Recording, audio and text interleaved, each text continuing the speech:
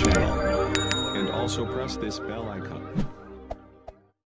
الحمدللہ رب العالمین والعاقبۃ للمتقین والصلاة والسلام علی سید الانبیاء والمرسلین وعلی آلہ وصحبہ اجمعین، اما بعد۔ معزز ناظرین، چلیے ہم سنن آداب کے سلسلوں کو آگے بڑھاتے ہوئے دربار توحید کے حقوق و آداب آپ کے سامنے پیش کرنے جا رہے ہیں۔ بالترتیب سنتے چلیے اور عمل کرنے کی کوشش کریں۔ نمبر 1، عبادت صرف اللہ سبحانہ و تعالیٰ ہی کی کرنا۔ اللہ سبحانہ و تعالیٰ کا ارشاد ہے، اور انہیں اس کے سوا کوئی اور حکم نہیں دیا گیا تھا کہ وہ اللہ کی عبادت اس طرح کریں کہ بندگی کو بالکل یکسو ہو کر صرف اسی کے لیے خالص رکھے، اور نماز قائم کرے اور زکوٰۃ ادا کرے، اور یہی سیدھی سچی امت کا دین ہے۔ سورۃ البینہ۔ نمبر 2، اللہ سبحانہ و تعالیٰ کی تعظیم کرنا۔ اللہ سبحانہ و تعالیٰ کا ارشاد ہے، تاکہ تم اللہ اور اس کے رسول پر ایمان لاؤ اور اس کی مدد کرو اور اس کی تعظیم کرو، اور صبح و شام اللہ کی تسبیح کرتے رہو۔ سورۃ الفتح۔ نمبر 3، اللہ سبحانہ و تعالیٰ سے ڈرتے رہنا۔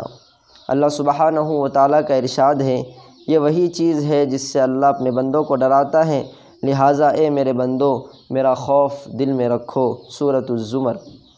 نمبر 4، اللہ سبحانہ و تعالیٰ کی اطاعت میں مشغول رہنا اور نافرمانی کو چھوڑ دینا۔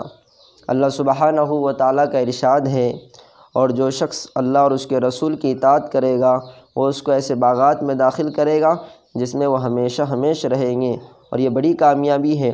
اور جو شخص اللہ اور اس کے رسول کی نافرمانی کرے گا اور اس کی مقرر کی ہوئی حدود سے تجاوز کرے گا، اسے اللہ دوزخ میں داخل کرے گا جس میں وہ ہمیشہ رہے گا، اور اس کو ایسا عذاب ہوگا جو ذلیل کر کے رکھ دے گا۔